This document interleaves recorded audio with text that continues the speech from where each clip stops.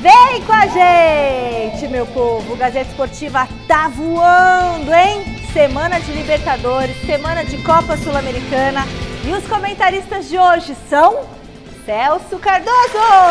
Olá, Ricardo. Pra ele? Dá pra musiquinha pra mim? Celso Cardoso, pra comemorar que você perdeu a carta. Ah, põe no jornal. Aliás, queria mandar um abraço. Ele não tá legal não, Celso. Ele não tá vendo. Obrigado. Aliás, queria mandar Manda um abraço para um grande amigo, o Géser, fotógrafo. Forte abraço, ele é santista. Eu achei que você ia mandar um abraço pra Mayra. Calma. E pra Mayra também, minha filhota, que faz aniversário hoje. Quantos anos? Hã? Quantos anos? 29. 29 a filha dele, eu achando que ele tinha 33. Meu pai com 2 anos. Não dá, Beijo, Mayra. Linda, talentosíssima. Um beijo grande pra você, minha querida. Muitas felicidades. E hoje nós temos ele. Ele que me trouxe essa camisa maravilhosa. Dá pra fechar aqui na camisa? Porque tem um detalhe dele segurando a taça. De 93. Ó, a taça de 93. Do Bimundial. Miller, o nosso campeão. É o Miller número 7. Que demais esse homem! É o Miller que tá aqui com a gente. Seja bem-vindo. Vamos ver se agora você vira São Paulino, né? Ah, agora com essa camisa? Celso? Eu vou virar São Paulino. É bonita demais a camisa. Vou vestir a camisa aqui do Miller rapidinho aqui, ó. Só um pouquinho no começo do programa, né? Ó, que bonita. O Miller que me deu a camisa. Ah, campeão. Gente, é o seguinte, hoje é dia de Corinthians e Boca, sou Corinthians desde criancinha e vamos trazer tudo do jogão na Bombonera. Já o Palmeiras se prepara para encarar o Cerro Porteño e ainda vai receber um bom dinheiro por causa de uma negociação internacional. E o Santos está com o técnico Fábio Bustos pressionado antes de enfrentar o Deportivo Táchira. No São Paulo do Miller, ó a foto do Miller aqui. Tem troca de nomes importantes na base. A gente volta daqui a pouquinho. Antes, olho nas dicas.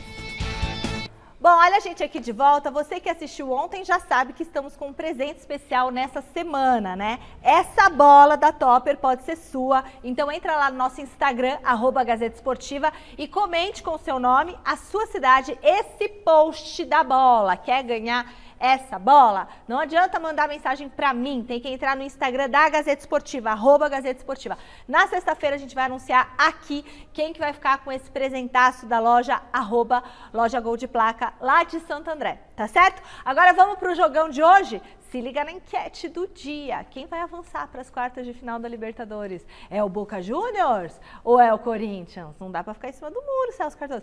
Quem é Celso Cardoso? Vote você que está em casa lá no site gazetesportiva.com. E tem o QR Code aí. Eu sei que você vai falar que é o Corinthians. Você vai zoar a minha escolha? Não, não vou. Vou respeitar. Se zoar a minha escolha, eu vou falar outra coisa. Tá, fala. Vai zoar ou não vai zoar? Não sei o que eu vou fazer, eu nunca sei, nunca imagino, nunca prescrevo. Responde primeiro. Corinthians. E aí, Miller, o que você acha? Boa noite, Michele Celso. Boa noite, querido. Pra mim, vence o Boca. Eu também acho que vai dar Boca, Celso. Porque se você falou que dá Corinthians... Tá bom, veremos amanhã. Ai, gente, assim, eu tô torcendo muito pro Corinthians, mas vai ser difícil demais. Vocês viram o foguetório que fizeram lá na frente do hotel? Você acha que isso atrapalha? O foguetório atrapalha? Não, isso não influencia, não. Você conseguia dormir com o barulho? Normalmente. É tranquilo, mesmo? Tranquilo. O que vai atrapalhar é aquela atmosfera da Bombonera, né? Bom, os ingressos todos esgotados, com certeza, né? O Corinthians, tecnicamente, é melhor que o Boca. É melhor, muito melhor. É melhor, Celso? Você acha muito melhor. também? Tá bem desfalcado. Aí o Benedetto?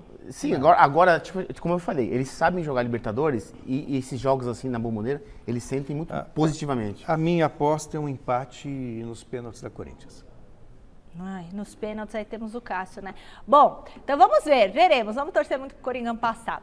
O São Paulo tem desafio também na quinta-feira contra a Universidade Católica pela Copa Sul-Americana, mas tá bem mais tranquilo. Osmar Garrafa tá no CCT da Barra Funda com tudo que você precisa saber do jogão. Boa noite, Garrafa. Tem novidade pro Rogério Ceni escalar? Tem sim, Michele. Boa noite. Boa noite a você, a todos que acompanham o nosso Gazeta Esportiva. Tem novidades, tem tranquilidade, como você também bem destacou, do São Paulo para o jogo da volta, em função, claro, do resultado obtido lá em Santiago do Chile, quando o São Paulo venceu a Universidade por 4-2. Foi um jogo bastante tumultuado, mas o São Paulo fez um bom resultado que dá a ele uma folga muito grande no jogo da quinta-feira. O São Paulo pode até perder por 1 gol de diferença, que mesmo assim ele avança à próxima fase da Copa Sul-Americana. Sul-Americana. Em caso de derrota por 2 gols, a decisão da vaga vai para os pênaltis. E aí, derrota de 3 ou mais gols, se classifica a equipe chilena à próxima fase. E o empate, obviamente, também cabe ao São Paulo. Então, o São Paulo tem uma tranquilidade nesse ponto, mas o Rogério Ceni tem problemas na montagem do time. Hoje aconteceu mais uma atividade aqui no CCT da Barra Funda e o Rogério Ceni sabe que, em função das expulsões e dos problemas de cartões que ele teve com seus jogadores no jogo da ida, ele não vai poder contar com pelo menos 3 titulares: o Igor Vinícius, o Rodrigo Nestor e também o atacante Caleri. Então, Caleri até ganha uma folga aí para o final de semana, a partida contra o Atlético Mineiro. As boas notícias e novidades positivas no dia de hoje foram 4 jogadores, 2 deles na transição, o Nicão e o Thales Costa. Esses jogadores saindo já da transição e trabalhando com bola no CT. Não se sabe se vão começar jogando, se vão inclusive ser relacionados pelo técnico do São Paulo. Isso deve ser definido somente amanhã, mas são 2 jogadores que muito provavelmente podem ficar à disposição. Outra novidade foi o fato do Rafinha. O Rafinha também não jogou no último compromisso. O jogador estava gripado, mas já está liberado, já trabalhou normalmente e deve ficar à disposição. E a outra novidade, ela é uma novidade que a gente já trouxe a semana passada, mas pelo menos em trabalho com bola, é a primeira vez que o Marcos Guilherme, desde o seu retorno ao São Paulo, ele trabalha com os companheiros. Hoje ele trabalhou, teve movimentação com bola, mas obviamente ele não poderá ser relacionado. Como ele vem de uma negociação, ele só poderá jogar depois da abertura da janela, ou seja, a partir do próximo dia 18, mas já está também trabalhando com bola. Quanto à equipe que enfrenta o Atlético Mineiro, aí é um outro problema. Não bastassem vários jogadores no departamento médico, o Rogério também tem muitos jogadores que estão suspensos para essa partida. Por exemplo, lista grande, viu, Michele? Léo, Diego Costa, Luciano, Nestor e Gabriel Neves para a partida contra o Atlético Mineiro em Belo Horizonte no próximo final de semana. Essa partida já é válida pelo Campeonato Brasileiro. E daqui a pouquinho eu volto, Michele, para a gente falar do Alex, né, técnico da categoria Sub-20 do São Paulo. Ele está de saída do tricolor. Daqui a pouco eu volto, combinado? Combinado, Garrafa, fechou. E aí, Celso Cardoso? O São Paulo, para mim, está definido conforme a Conferência Católica, fez 4-2 lá, não vejo grandes riscos. São Paulo vai tranquilo para a partida, sinceramente não vejo possibilidade de não classificação. Miller? Não, absolutamente. O São Paulo ganha. O São Paulo se classificou lá no Chile, né? Fazendo bom resultado. E quinta-feira o Rogério deve jogar o time titular, até porque, né, contra o Atlético Mineiro, como o Garrafa bem disse, os principais jogadores do São Paulo estão suspensos, né? Não pode jogar contra o Atlético Mineiro lá em Belo Horizonte. Aí sim é uma preocupação para o Rogério. Bom, hoje faz 40 anos de uma das derrotas mais dolorosas da história da seleção brasileira. Em 5 de julho de 1982, a equipe do técnico Tele Santana foi eliminada da Copa do Mundo da Espanha. O Alexandre Silvestre está ao vivo no Museu do Futebol em um evento que relembra aquele jogo conhecido como Tragédia do Sarriá. Boa noite, Silvestre!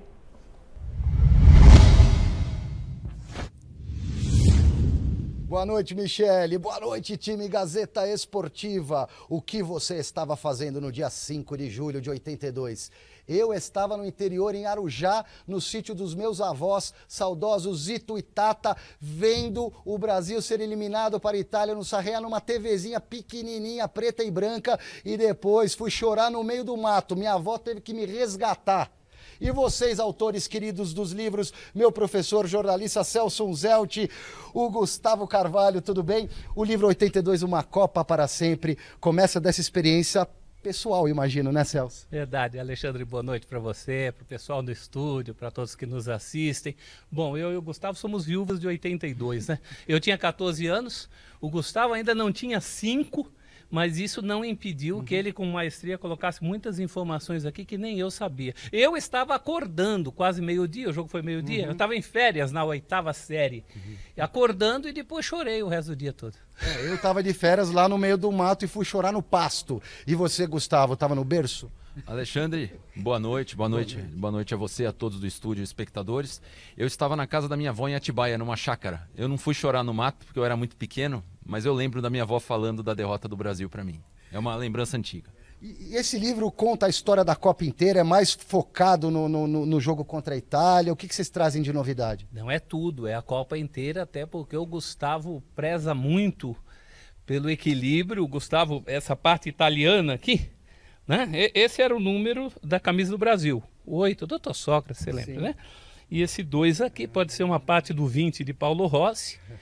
E o Gustavo, é por isso que o livro é assim, o livro fala de Brasil, fala de Itália, fala da Copa, fala do ano da Copa, morte dele, Serginho, Guerra das Malvinas, do Pacheco, camisa 12, fala de toda aquela cultura que envolveu o 82. Bota ponta, Tele, o Jô Soares também fazia essa analogia, né, no programa dele. O Zé da Galera. O Zé da Galera. Aí falamos um pouco de tudo e foi muito gostoso, foi uma satisfação reviver tudo isso. O futebol, depois dessa Copa, para o brasileiro nunca mais foi o mesmo? Eu considero que não. Essa seleção marcou demais e eu não conheço outra seleção que tenha marcado tanto quanto a de 82 desde essa, né, nesses 40 anos. Celso, você acha que mudou a configuração tática do futebol de resultado a partir daí ou é mais lenda isso? Mudou a cabeça das pessoas, né? E aí tem até uma dicotomia, meio assim, não, é jogando feio que se ganha. Também não é assim, dá para fazer um pouco de tudo. Mas ali foi um marco.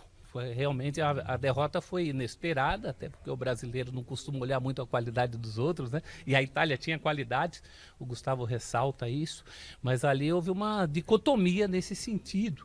Bom, mas por outro lado, ainda há os defensores do futebol arte, né? O livro, inclusive, vou dar um spoiler, ele encerra com um grande depoimento do Guardiola sobre a seleção de 82. Guardiola, que é um técnico dos dias de hoje. Que se inspirou também nessa seleção, né, Gustavo? Se inspirou e ele ficou muito emocionado quando citaram que os jogadores de 82 lembram dele, quando falam da seleção, lembram das citações dele, e ele dá um depoimento bonito que nós colhemos, né, ressaltamos no fim do livro. Valdir Pérez, Leandro, Oscar, Luizinho e Júnior, Cerezo, Falcão, Sócrates, Zico, Toninho, Serginho, Éder. Aí, cara, era um esquadrão, jogava muita bola. Ponta direita, você viu, né? Não ponta tinha. Direita. E o Paulo Isidoro, que foi o titular da preparação toda do mestre Tele Santana, que acabou não sendo titular na Copa, né? Pois é, e aí muitas coisas que a gente traz aqui do livro dão uma desmitificada, né? Aquela história de que o Tele tinha que fechar um pouco mais. O Paulo Isidoro estava aquecendo antes do gol do Falcão, né, Gustavo? Verdade. O Batista não poderia ser utilizado. O Maradona tinha mandado a chuteira na virilha do Batista 3 dias antes. O jogo foi na sexta-feira com a Argentina. Esse era o jogo com a Itália. Momento do gol da Itália, terceiro gol. Tem os 11 jogadores brasileiros na área. E foi um escanteio tão bobo, pouca gente se lembra. Não precisava ter sido escanteio. A defesa se confunde com o Valdir Pérez e eles batem o escanteio e sai o gol. Quem quiser adquirir o livro, como é que faz? Quanto custa? Informações finais, por favor, Celso. R$48, o que realmente você achar um livro com quase 400 páginas a R$48, olha, eu compro o livro para chuchu, não tem por aí. E pelo site da editora Letras do Brasil, www.letrasdobrasil.com.br, você recebe em casa. Parabéns pela obra, quero o autógrafo dos dois no meu, tá bom? Tá ótimo, eu queria agradecer a generosidade do Celso por poder fazer um livro com ele. Obrigado. E eu quero agradecer a competência do Gustavo.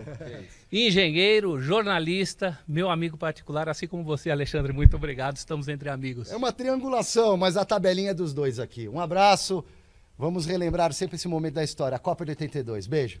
Beijo, parabéns e um beijão pro professor Celso Unzelt, que é nosso professor aqui da Casper Libero. Celso Cardoso, você lembra desse dia, dessa derrota? Porque Deus, a gente lembra. eu tinha 3 lembro. anos, estava com meu pai no sítio em Arujá. E eu, sim, é tão pequenininha, mas eu tenho aquele lampejo do meu pai triste, chorando no sofá. Talvez tenha sido a mais dolorosa das eliminações da seleção brasileira. Eu me lembro, eu tinha 13 anos, me recordo do saudoso Fernando Vanucci, que chorou também apresentando o programa pós-Copa. Era uma seleção que encantou o mundo. Encantou o mundo. Perdeu a Copa, mas todos se lembram porque jogava por música. Imagina um futebol bonito.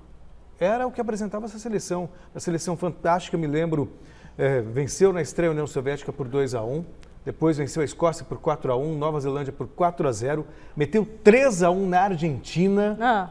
E contra a Itália, o Brasil favoritíssimo, perdeu o jogo por 3-2. Pô, mas não entendo, ganhou tantos e aí foi Perdeu quando não podia perder. porque foi passando, Sim. né? Foram os detalhes, né? E aí, Miller? Foram os detalhes, né, que fizeram com que a seleção perdesse. Até porque, para mim, a seleção fez um partidaço. O Zoff foi considerado o melhor jogador do jogo naquela oportunidade. Dino Zoff, né? Que hoje é treinador aposentado. Então, a chance que a Itália criou, ela fez mais pelo erro do Brasil do que pela competência da Itália. Agora, as jogadas, a dinâmica do Brasil naquele jogo, o Brasil jogou bem todas as partidas da Copa de 82. Principalmente essa contra a Itália. É que, como eu disse, os erros do Brasil foram penalizados com o gol do... O que ele errou?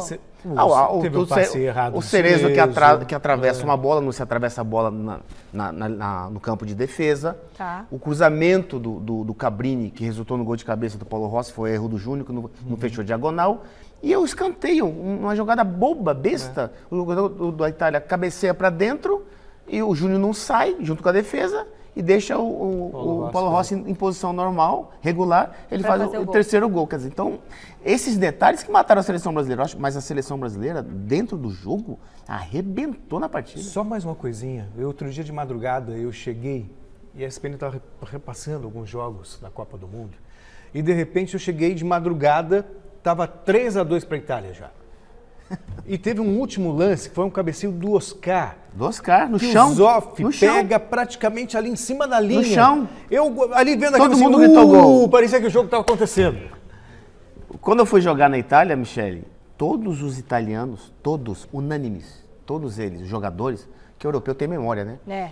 Eles falaram pra mim assim, olha, a melhor seleção de todas as Copas de 82. Olha que melhor legal. Que de 70, eles falavam. Exato. Melhor que de 70. Porque eles jogavam futebol, pelo amor de Deus, que futebol, hein? Agora, Celso, que horas que era esse jogo que tava passando?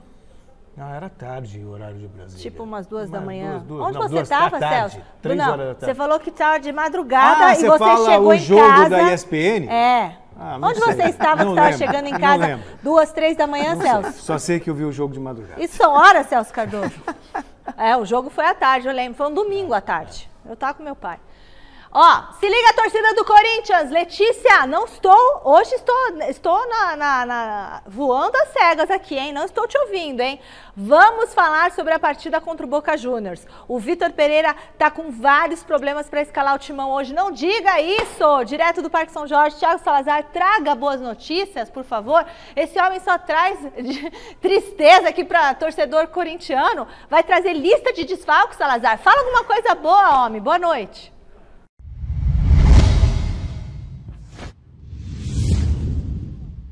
Boa noite, Michele. Boa noite a todo mundo que está assistindo o Gazeta Esportiva. Boa noite especial ao torcedor corintiano que está acompanhando a gente, porque eu tenho certeza que hoje o corintiano está nervoso, está na expectativa, está ansioso, querendo informação boa. Mas, infelizmente, nesse pré-jogo, a gente não tem muita informação otimista para o corintiano, né? Vamos ver se a gente traz informação boa amanhã na repercussão do jogo no Gazeta Esportiva aqui ao vivo. Michele, tanta expectativa porque hoje Boca Juniors e Corinthians entram em campo às 9h30 da noite para decidir quem vai às quartas de final da Copa Libertadores da América para enfrentar o vencedor de Flamengo ou Tolima. O Flamengo já venceu o primeiro jogo, provavelmente vai se classificar, né? O jogo é na Bombonera, depois do empate por 0-0, lembrando então, qualquer empate por qualquer placar, 1-1, 2-2, não importa, leva essa decisão aos pênaltis, não teremos prorrogação.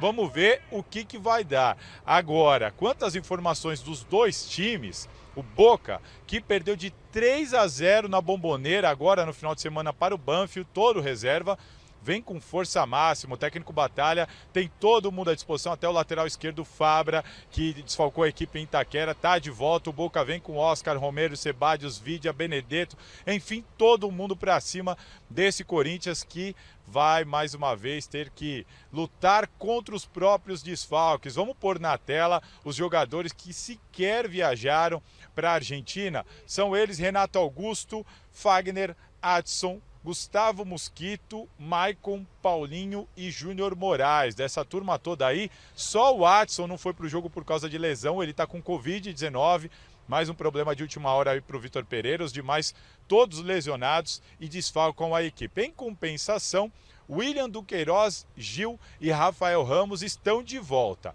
Gil deve ficar no banco de reservas, Duqueiroz deve começar jogando entre os titulares, Rafael Ramos também deve começar entre os titulares. Agora o William, Michele, A informação de bastidor é que o William pediu para viajar, que o William vai tentar ficar à disposição, mas se entrar em campo, vai entrar apenas numa necessidade, no sacrifício e correndo muito risco, porque ele está com uma lesão muito séria no ombro direito, que aconteceu justamente no primeiro jogo contra o Boca, naquele 0-0 em Itaquera. Então vamos esboçar o provável time do Corinthians, campinho na tela, o Corinthians que deve enfrentar o Boca nessa decisão de Libertadores, deve começar o jogo com Cássio no gol, Rafael Ramos, João Vitor, que vai fazer seu último jogo pelo Corinthians, já viaja para Portugal nessa quinta, Raul Gustavo e Fábio Santos. Cantilho, que volta de suspensão, Duqueiroz também voltando ao time e Giuliano na frente, Gustavo Mantuan também nos seus últimos dias de Corinthians. Na ponta esquerda, o lateral Lucas Piton, improvisado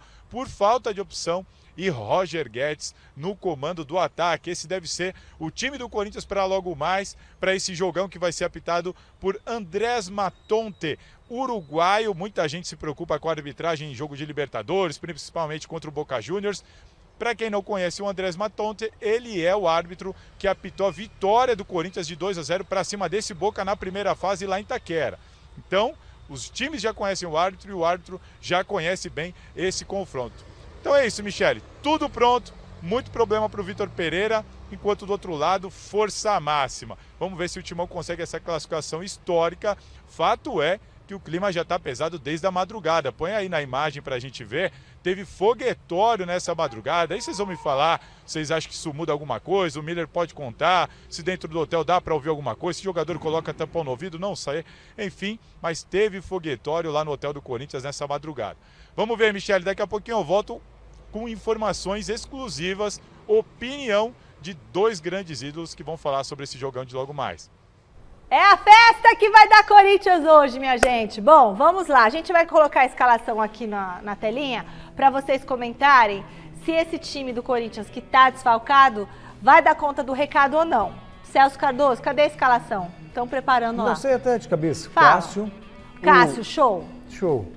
O Rafael Ramos, ele não tem a mesma capacidade do Fagner, mas é bom jogador. Ok. Pelo menos defensivamente. João Vitor é bom. É bom. O Raul Gustavo também, só precisa manter os dois a cabeça no lugar. E o Fábio Santos, acho que ele dá mais consistência à defesa, né, amigo? Mais experiente também. Experiente, bom, importante para um jogo desse. Tanto que quando houve empate lá por 1-1, o Fábio Santos, para mim, foi um dos melhores em campo. Sim. Né? Cantilho. Ali, o Cantillo, ele melhorou um pouco a marcação, mas o ponto positivo dele é a capacidade de fazer o lançamento longo, saída de bola. Tá. Então, de repente, como o Boca deve atacar, deve deixar espaço, se você tem um jogador como o Cantillo, né, Miller?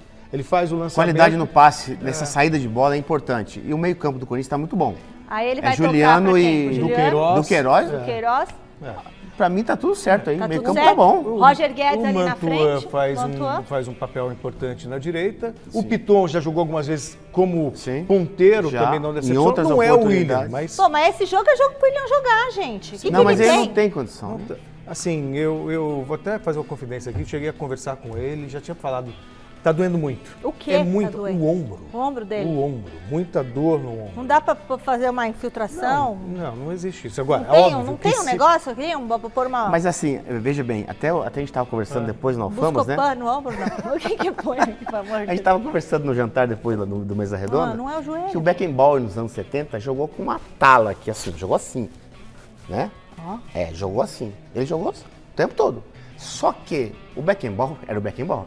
Segundo, ele jogava de frente. Tá. Ele não tinha confronto físico. Ele dominava, tocava, tudo de bom.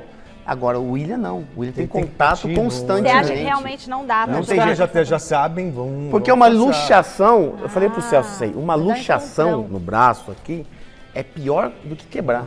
Né? É mesmo? Então eu acho que o William só vai entrar assim em último caso... Não tem jeito, não tem jeito. Mas a escalação tá boa do Corinthians. E o Roger Guedes tem que entrar com o espírito de Corinthians. Ele precisa acelerar o seu jogo. Corinthians precisa entrar concentrado, não errar. Faca nos dentes, Corinthians! Mas a faca nos dentes não é entrar na pilha do jogador de bola. Tem que entrar pilhado. Inteligente. Não. Tem que entrar pilhado.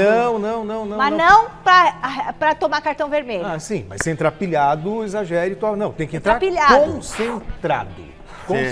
Sim. Concentrado, foco, tirando a bola ali, ó, em cima de toda a bola, marcação. Sabe que eu fico, às vezes eu não gosto, Michele, é o seguinte, que as pessoas lamentam muito a perda.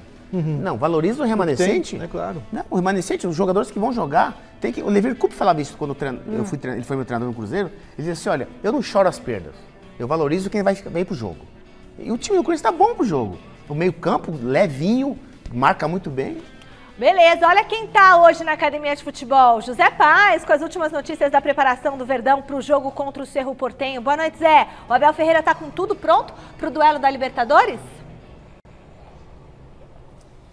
Fala, Mi! Beijão pra você, abraço aí pra todo mundo que tá acompanhando mais uma edição do Gazeta Esportiva. Tudo prontinho pra esse jogo de amanhã no Allianz Parque, aqui do ladinho da Academia de Futebol. O jogo que acontece às 7h15, Palmeiras e Cerro Porteño. Lembrando que o Palmeiras, no primeiro confronto desse jogo aí de oitavas de final, fez 3-0 pra cima do Cerro Porteño lá no Paraguai. Celso Cardoso me mandou aqui no zap que só uma hecatombe tira o Palmeiras das quartas de final. Lembrando que esse jogo, viu, Michele, que vai acontecer no Allianz Parque, vai ter a volta da torcida do Palmeiras no Allianz em um confronto eliminatório de Copa Libertadores da América, o que não acontecia desde 2019. De lá pra cá, a gente teve pandemia, enfim, portões fechados. É bem verdade que o Palmeiras teve a sua torcida em 2 jogos eliminatórios importantíssimos em Libertadores da América, as 2 finais, uma no Maracanã e outra lá no Estádio Centenário em Montevidéu, mas no Allianz Parque desde 2019 que não acontecia em um mata-mata, jogo contra o Godoy Cruz da Argentina na época lá em 2019. E aqui no Palmeiras tudo pronto para essa partida. O Verdão deve ter algumas alterações aí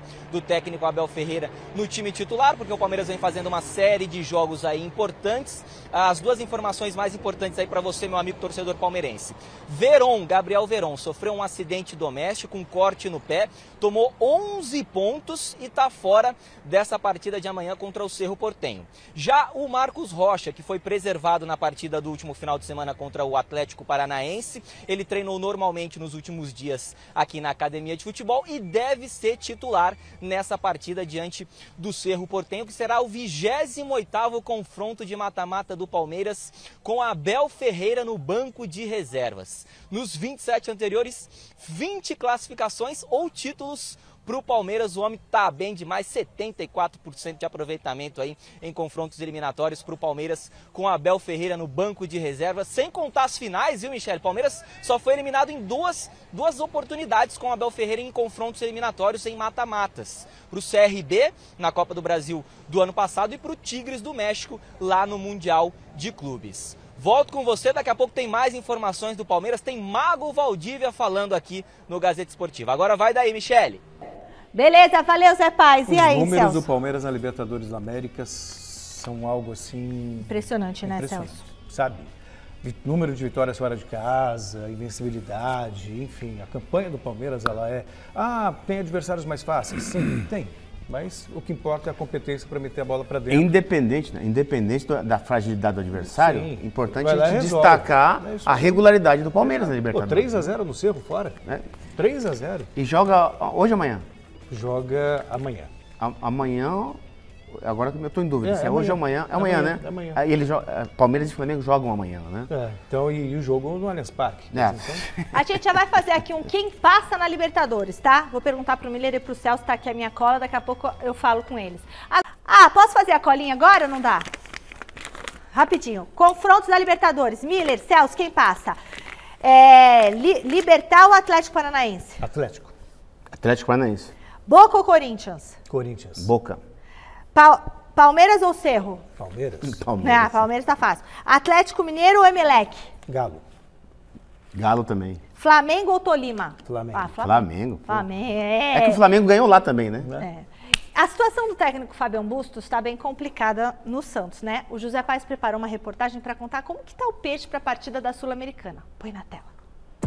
A bronca da torcida depois da derrota para o Flamengo no último domingo mostra claramente que o clima no Santos não é nada bom. O único adversário que o Peixe venceu nas últimas 12 partidas foi o Juventude. E ó que isso aconteceu lá no dia 14 do mês passado. Hemos competido, ha sido parejo casi todos los jogos y algunos que lo merecimos ganar, varios. O Santos vai fazer 2 jogos em casa nessa semana. Um contra o Deportivo Táchira pelas oitavas de final da Copa Sul-Americana e o outro diante do Atlético Goianiense pelo Brasileirão. Os 2 compromissos são decisivos para a sequência ou não do técnico argentino na equipe.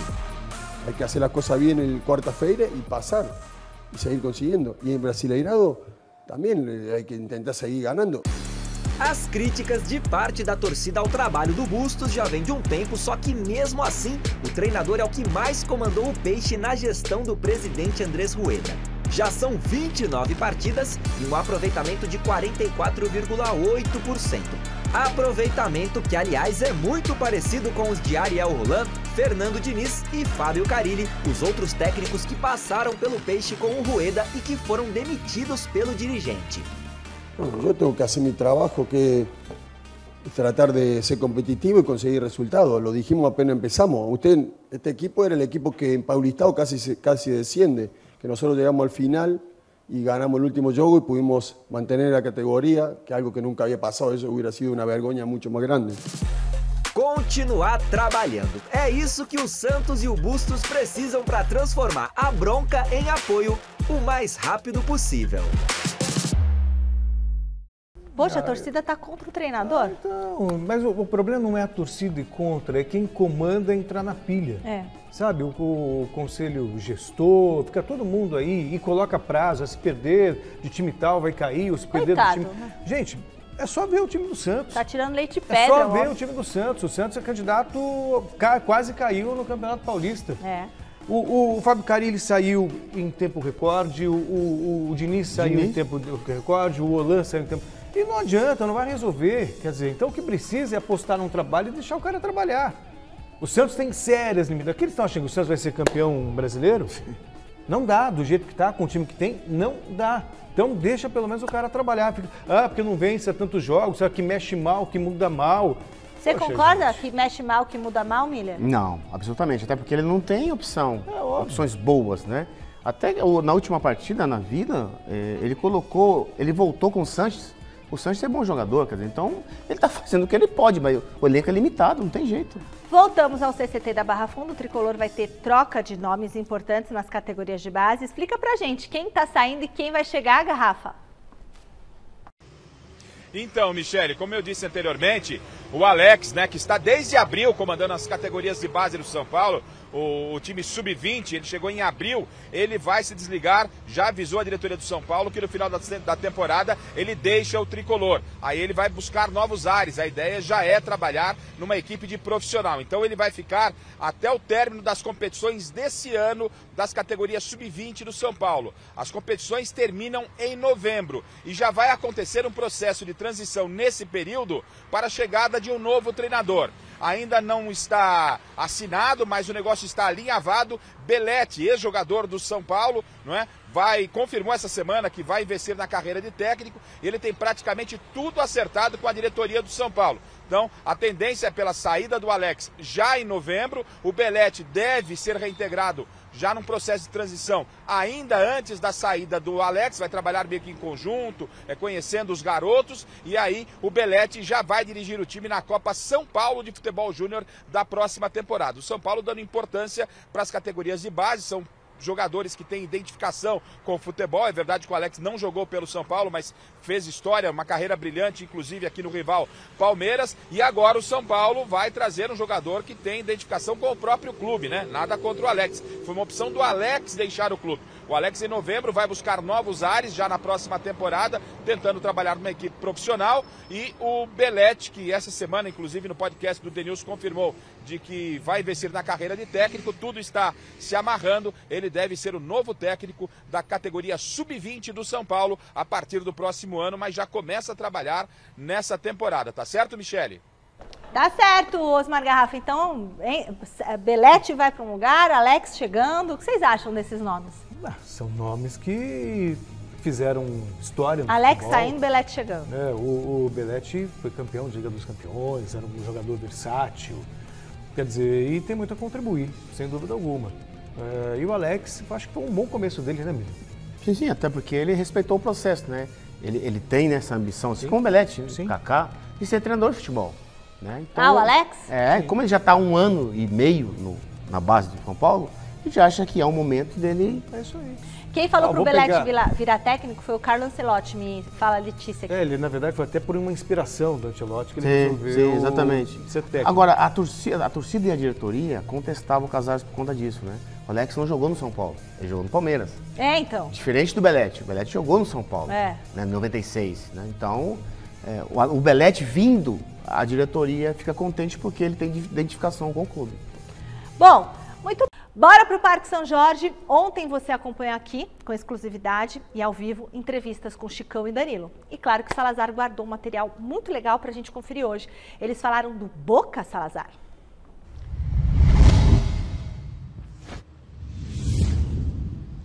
Michele, eles falaram de Corinthians e Boca Juniors de logo mais, né? Vão se enfrentar na Bombonera às 9h30 da noite. Vai ser o 8º confronto do Corinthians com o Boca lá. Até hoje só uma vitória em 1961. Será que vai quebrar essa marca? A gente vai ter que aguardar. E o bacana a gente preparou um material do Danilo e do Chicão, 2 ídolos do Corinthians, campeões da Libertadores, enfrentaram esse Boca lá, sabem bem o que é isso. E eles falaram sobre formação tática, jogadores, Roger Guedes, arbitragem, enfim, tudo sobre o que eles esperam dessa partida de logo mais. Vamos ver, vamos aguardar. Eu daqui penso o seguinte, o Corinthians pelos desfalques é azarão, mas se classificar, vira candidato ao título pela confiança e pelos reforços que entrarão. Vamos ver o que o Danilo e o Chicão acham e eu deixo a bola com vocês. Classificação. Um grande jogo, né? A gente sabe que o Boca é muito forte jogando lá, né? Ainda mais no mata-mata, então vão querer pressionar o tempo inteiro, né? Mas aqueles que entram também querem mostrar, né? Eu acredito que no lugar do Fagner, não sei, não tenho informação, mas possa ser o Rafael. No lugar do Willian a gente também não sabe, mas acredito que aqueles que entram também têm fome, né? Eles querem vencer, eles querem colocar o nome na história do clube e eu falo que nesses grandes jogos aparecem os grandes jogadores. Acaba atrapalhando um pouco, você acaba perdendo conjunto, né? Talvez você perde algum jogador mais experiente também, tem que colocar outro, mas eu acho que o grupo é grande nessa hora que mostra isso, né? Quem tá fora vai ter oportunidade de entrar e a gente torce para que entre e joga à altura do que saiu, né? Já sabe como vai ser o ambiente, né? Acho bacana, é importante ter o lado emocional firme, porque não é um jogo fácil, existe a catimba do argentino, então tem que ter esse lado emocional muito forte para poder sair de lá com a classificação. Não, ajuda um pouco, né? Esse quesito aí de alguns jogadores às vezes não ter jogado lá, já jogou aquele jogo, mas agora é diferente, é um jogo mata-mata, é um jogo decisivo, é uma final. Depende da circunstância do jogo. Se você ficar sofrendo pressão o tempo todo, também uma hora você pode tomar gol. Vai depender muito do jogo. Também você precisa assustar o adversário, senão você fica só atrás defendendo, não tem forças para sair no contra-ataque, então precisa assustar o adversário também. E num jogo como esse aí fora de casa, isso é fundamental, ter posse de bola na frente e criar as oportunidades, né? Que se fizer um gol lá, sair na frente num jogo decisivo como esse é fundamental. Cara, uma pena que o Willian não vai jogar, né? A gente não sabe ainda, né? Até porque o que ele fez no jogo de terça-feira foi exemplo para muitos. Até tem uma foto na rede social que estava rodando, ele todo machucado e também pedindo para não sair do jogo. Torço muito para que ele vá a campo. Acho que é o conjunto, né? O conjunto tem que fazer um grande jogo, né? Libertadores de mata-mata é sim. Preocupa que a gente lembra bem 2013, né? Não tinha o VAR, mas existem outras formas dele ir irritando o jogador brasileiro, faltinha aqui, faltinha ali. Isso realmente irrita o atleta. Tomara que isso não aconteça, que possa ser uma arbitragem tranquila. Sim, o jeito que ele bateu é do jeito que o goleiro gosta realmente. O que eu penso é que ele precisa variar a batida dele, mudar de canto, bater no meio, ter algumas variações para confundir o goleiro. A pênalti é muito, às vezes a gente fala loteria, né? Mas depende muito do goleiro também, né? O goleiro esperou até o final, né, velho?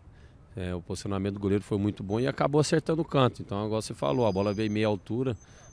Pro goleiro, ele gosta dessa bola, né? Que fica mais fácil de pegar. Se ela vai no chão ou no alto, é uma bola mais difícil, né? Celso Cardoso. O Rossi é um pegador de pênalti. Né? Eu dizia aí com o jogo, em condições normais, ele pegou 6 nos últimos 12 jogos. Então, dispensa maiores comentários. De qualquer maneira, o Corinthians não vai poder errar. Teve chance de matar o jogo aqui em São Paulo, não fez, mas para mim está aberto. Para mim está aberto. É um gol.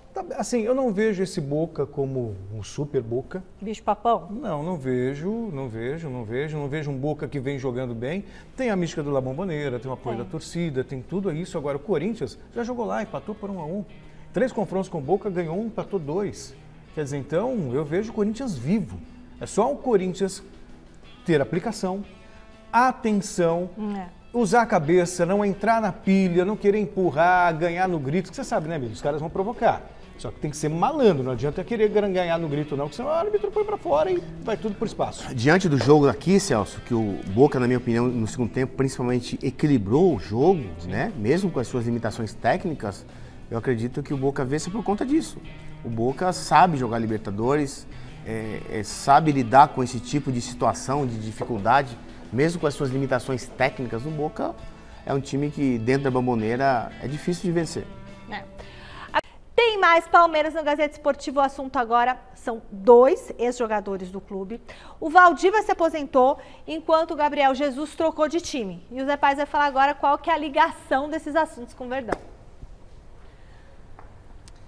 Pois é, Michele, na última sexta-feira, Jorgito Valdívia, ídolo eterno aí da Sociedade Esportiva Palmeiras, ele anunciou a aposentadoria. Ele tá lá com 38 anos. E aí ele foi para as redes sociais para mandar uma mensagem para o torcedor palmeirense que gosta muito do Valdívia. Inclusive, esses dias aí na redação, a gente estava comentando sobre o Valdívia, aí o Felipe Carvalho, nosso editor, ele falou, poxa, para mim, o Valdívia é uma lenda do Palmeiras. Sim, porque quando eu era criança, ele jogava lá no Palmeiras, era a única referência técnica do time. A gente entrou nesse debate, depois até quero que vocês falem um pouquinho, mas agora vamos ouvir aí Jorgito Valdívia e sua mensagem à torcida palmeirense. Vamos conferir. Olá, família palmeirense, tudo bem? Bom, sexta-feira passada anunciei que era o fim da minha carreira e é isso mesmo. Por isso que eu quis fazer esse vídeo para agradecer também, né? Porque recebi muitas mensagens de vocês, de carinho, de amor, de respeito, de agradecimento. E na verdade quem tem que agradecer sou eu. Cheguei em 2006 como um cara totalmente desconhecido e mesmo assim já sentia o carinho de vocês. Passamos juntos muitos momentos difíceis, né? E também muitos momentos bons. É difícil falar, é difícil porque a emoção já vem, as lembranças vêm, os momentos bons, os momentos ruins. E eu fico feliz e orgulhoso de fazer parte da história do clube, do maior campeão do Brasil. De coração, muito obrigado.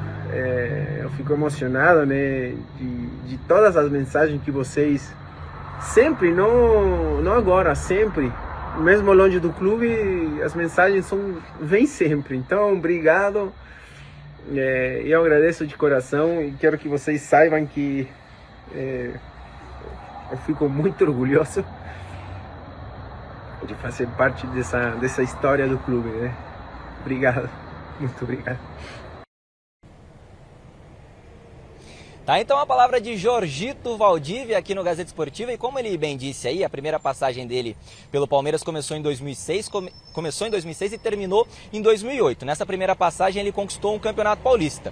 Depois ele volta para o Palmeiras, joga de 2010 a 2015, ganha uma Série B e uma Copa do Brasil, marca para sempre definitivamente aí seu nome na história aqui da Sociedade Esportiva Palmeiras. Então tudo de bom aí para o Valdívia nessa aposentadoria dele, que ele curta bastante.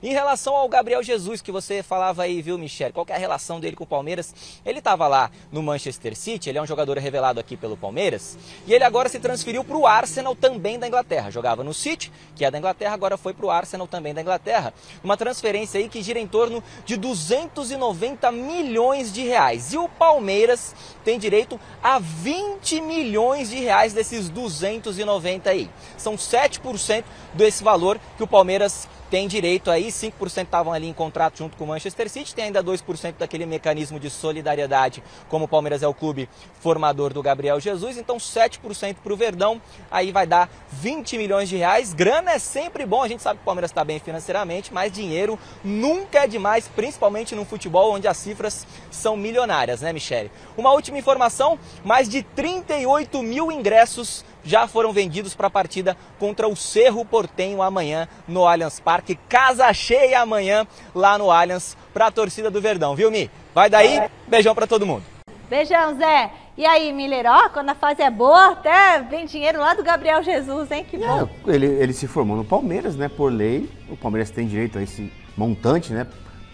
Para a Europa, 20 milhões não é nada. Não é nada, né? Para os clubes europeus grandes, mas para o Brasil aqui, para nossa realidade, é muita grana, então sempre uma grana é bem-vinda, né, para o Palmeiras, né? Então, acho que o Valdívia encerrou a sua carreira. Eu nunca achei ele um grande craque, eu achava um bom jogador. Tanto que na sua primeira... nossa. Ele errava a bola ou ele chutava o vento? Eu nem vou comentar isso. Não, por quê? Era zoeira aquilo? Isso não existe, né? Não? Mas, então, a primeira passagem dele no Palmeiras foi bom, ganhou o Campeonato Paulista em 2008, né? Ele foi decisivo, né? Contra a Ponte Preta, então, ponto. Você não gosta do chute no vento, e você, Celso? Era meio provocação, né? Bobagem, nada demais. Ele errava a bola, não, né? Ele fazia para provocar. Uma provocação. É, claro. Agora, em relação ao Valdívia, ele se identificou com a torcida do Palmeiras, até por isso, até pelas provocações ao maior rival, o Corinthians, aquela história do chorinho, de fazer. Então, totalmente identificado, irreverente, escreveu, faz parte da história do Palmeiras. Agora, quando o momento é bom, tudo facilita, tudo ajuda. Tudo ajuda. O momento do Palmeiras... Tudo conspira a favor. E você olha lá atrás, antes do Paulo... ali estava o chute no vento. Antes do Paulo Nobre chegar, o Palmeiras estava sendo vítima de chacota. Me lembro até do... É difícil. Não tinha dinheiro para pagar a conta de luz. Não tinha. Era uma fase muito complicada. O Palmeiras caiu 2 vezes. 2 vezes. Quase caiu a terceira. Quase caiu a terceira. Foi o Santos que salvou. E foi dali, naquele momento, que o Palmeiras deu a guinada que ele deu. Errou aquele, hein? Sob o comando do Paulo Nobre. É bom a gente deixar isso muito claro. Começou com o Paulo Nobre é que começou a organizar a casa. Assim como foi o Bandeira para o Flamengo, foi o Paulo Nobre para o Palmeiras. Sabe, que fez a plataforma. A gestão profissional, organizou as finanças do clube, entendeu? E reconduziu o Palmeiras num ambiente de conquistas. O que era pouco imaginável quando aquela fase ruim, sabe? De uma gestão desastrosa atrás da outra. Foi bem complicado para o Palmeiras. Ainda bem que os tempos são outros para o palmeirense. Muito bem. Resultado da nossa enquete. Quem que vai avançar para as quartas de final da Libertadores? Deixa eu ver. A Maria respondeu, o Boca Juniors, 70% dos votos. Celso? Tem aquela mística, né, de quem decide em casa ficar com a vaga. Eu só quero lembrar que o Corinthians decidiu em casa os últimos 5 mata-mata de Libertadores. E não se deu foi bem. eliminado todas as vezes. Então, e quando jogou lá, foi bem. O Inter já venceu lá o Paysandu, o Fluminense, o Palmeiras, o Cruzeiro. Por que não o Corinthians? A gente sempre fala na bola assim, quando jogava, Michel, nesses mata-mata assim, com o Tele na época, a gente falava assim, olha, não podemos, fora de casa, tomar o gol cedo. É isso aí. O máximo que a gente segurar, aí gera aquela... Né? Ansiedade, impaciência do adversário, e aí sobra espaço para explorar esse espaço no contra-ataque e surpreender o adversário com gol. Não tomar gol no começo. Os primeiros 15 minutos são os mais tensos, acho, né? E o Corinthians vai ter que segurar, a pressão vai ser forte. Segurar o primeiro tempo 0-0, pô, aí o Corinthians está bem. Mas imagino que lá o Corinthians vai repetir o que fez aqui. Uma última linha de 5, 3 à frente, 4... Até porque entra Duqueiroz e Montijo, né? 2 volantes. Né? Vai, Corinthians! É hoje! Vai, Corinthians! Vamos torcer pelo Coringão. Muito obrigada pela audiência, pessoal. A gente fica por aqui, mas amanhã tem muito mais. Tchau, Celso Cardoso. Tchau. Beijo, Miller. Boa noite pra todo mundo. Vai, Coringão!